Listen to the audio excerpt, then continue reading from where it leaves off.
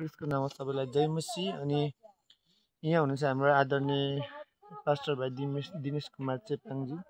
यो ठाउँमा यस्तो ठाउँमा जहाँ फोन लाग्दैन, नेटवर्क चल्दैन है, वाइफाई छैन, र पनि उहाँले यस्तो मेहनतको साथ चाहिँ प्रभुको कामहरू गर्दै हुनुहुन्छ। अनि आज धेरैले चाहिँ पास्टरले डलर खायो भने चाहिँ विभिन्न आरोपहरू लगाइराख्नु भएको छ है।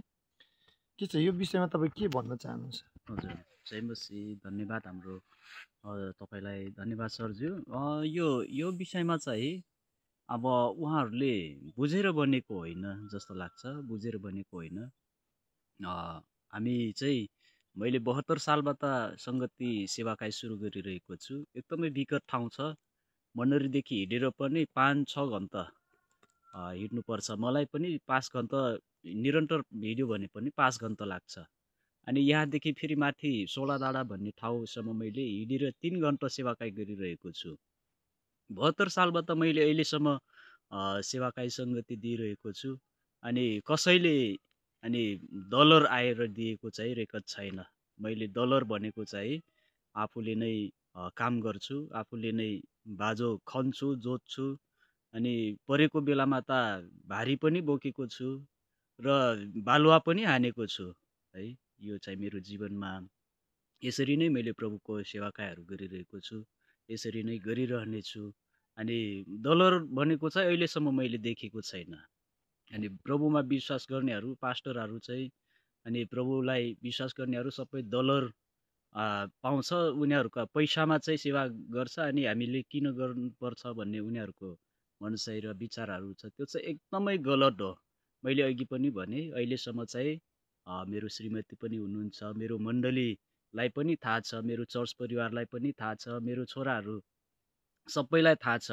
अनि अहिलेसम्म डलर भनेको म आफैले कमाउँछु, म आफैले बोक्छु, भारी बोक्छु, खन्छु, जोत्छु, मेहनत गर्छु है। मेरो यहाँ दुई बिघा जति जग्गा छ।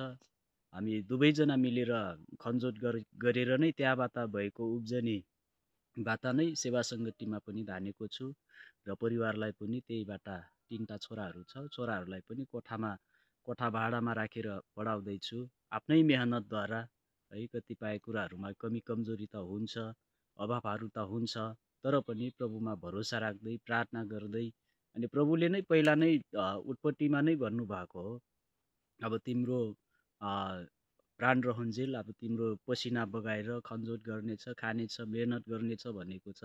त्यही कारणले मैले चाहिँ डलरमा आश गर्दैन, डलर पाउँदैन पनि, दिँदैन पनि। कुनै कसै आएर त्यो डलर दिएको अहिलेसम्म मेरो जीवनमा रेकर्ड पनि छैन है। अनि त्यही कारणले डलर चाहिँ नभन्नु होला। कतिपय ठाउँहरूमा पास्टरहरूलाई एकदमै तिमी चाहिँ म युट्युबतिर पनि देख्छु, तिमी चाहिँ डलर हो, तिमी चाहिँ पैसा पाएर चाहिँ अनि सेवा सङ्गति गर्छ, अरूलाई चाहिँ तिमी डलरमा बिक्यो भने अरूलाई चाहिँ किन बिकाउँदै हुनुहुन्छ भन्ने कुरो पनि कतिपय कुराहरू मैले हेर्छु, देख्छु। तर प्लिज त्यस्तो नभनिदिनु होला, नबुझिकन अनि त्यो सत्य तथ्य नबुझिकन चाहिँ त्यसरी आरोप नगरिदिनु हुनको लागि म अनुरोध पनि गर्न चाहन्छु। हुन्छ, यो ठाउँ साह्रै राम्रो छ है, उहाँको ठाउँ साह्रै राम्रो छ। तर पनि मोबाइलको समस्या, मोबाइल नेटवर्कको समस्या, टावर टिप्दैन, अनि नेटको समस्या, अनि हिँडेर सेवाकाई गर्नुपर्ने। उहाँले चाहिँ एकदम मेहनतका साथ सेवाकाई गरिराख्नु भएको रहेछ। उहाँको सेवाकाई देखेर मलाई एकदम खुसी लाग्यो। तर अर्को कुरा चाहिँ के दुःख लाग्यो त भन्दाखेरि विभिन्न पास्टरहरूले चाहिँ यस्तो मेहनतका साथ प्रभुको काम गर्नु हुँदाखेरि आफ्नो परिश्रमले डलर खायो, डलरमा बिक्यो, धर्म बेच्यो, धर्म परिवर्तन गर्यो, विभिन्न आरोप परिवर्तन लाउनु भएको कारणले गर्दाखेरि आज हामी यो एरियामा आएर हेर्दाखेरि है, यदि यो एरियामा कसैले डलर खर्च गरेको भएदेखि आज यो एरिया पनि धेरै परिवर्तन हुन्थ्यो होला।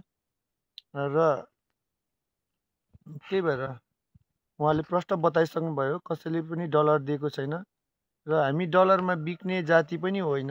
कसैले डलरमा बिक्ने र डलरले यो चाहिँ परिवर्तन हुने कुरा पनि होइन। यो चाहिँ हामी जुन प्रभुले बगाउनु भएको रगत, उहाँले चलाउनु भएको बलिदानद्वारा होइन, उहाँको प्रेमद्वारा जुन कुरा हामीले बाइबलबाट सत्य कुराहरू पायौँ। र त्यहाँनिर चाहिँ बाइबलमा त्यो डलरले परिवर्तन हुने होइन होइन। जब प्रभुले बाइबलमा भन्नुभएको कुराहरू सबै कुरा सत्य भेट्टाएपछि चाहिँ हामीले आफ्नो जीवन परिवर्तन गरेको हो है। यो डलरमा बिकेर चाहिँ हामीले परिवर्तन भएको भन्नेहरूलाई चाहिँ एउटा यो सानो सुसन्देश हामीले दिएको छौँ। हुन्छ, प्रभुलाई धन्यवाद भएको छ।